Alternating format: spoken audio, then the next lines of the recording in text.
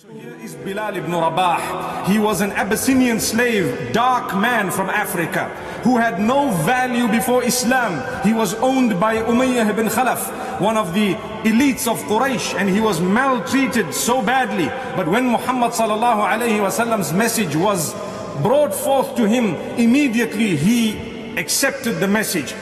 And he faced challenges, and he faced persecution as a result. But he never gave in. Never caved, not once. He continued whilst he was being dragged through the hot desert sand and through the rocks that were placed on his own chest in the heat of the day. He kept on saying, Ahadun, Ahad, Ahadun, Ahad.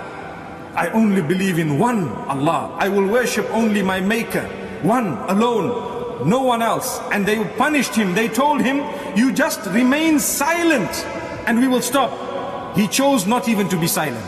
I will continue with what I'm saying. Why?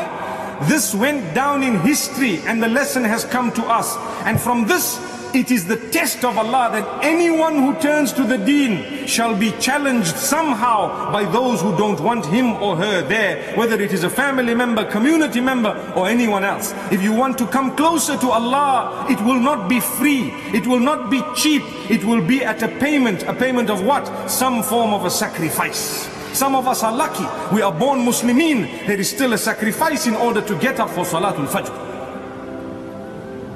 Are you ready to make that sacrifice? Nobody is putting some hot rock on your chest and dragging you through the hot desert sand, which perhaps is more than 60, 70 degrees to say the least, which is burning you. They are only saying, just get up for Salatul Fajr. Subhanallah. The same caller who was the original caller of the adhan sacrificed in a bigger way. Why don't you just listen to that same call? As-salah khayrun minan nawm. I'm sure we've heard that so many times. But what happens? The difficulty is those who have made the clock have created a button known as snooze. Snooze is the disaster. You want to snooze, you lose. Allahu Akbar, remember that. If you snooze, you lose. Allahu Akbar. So don't snooze it. Put your clock far away. Let it ring as loud as possible. So you and the whole household get up. And when you get up, you have to walk a distance of a few meters before you turn off the clock. And subhanallah, if you want still to behave in a even better manner and an example for the rest of your family, let the clock keep ringing until you have completed your wudu. Then go and turn it off.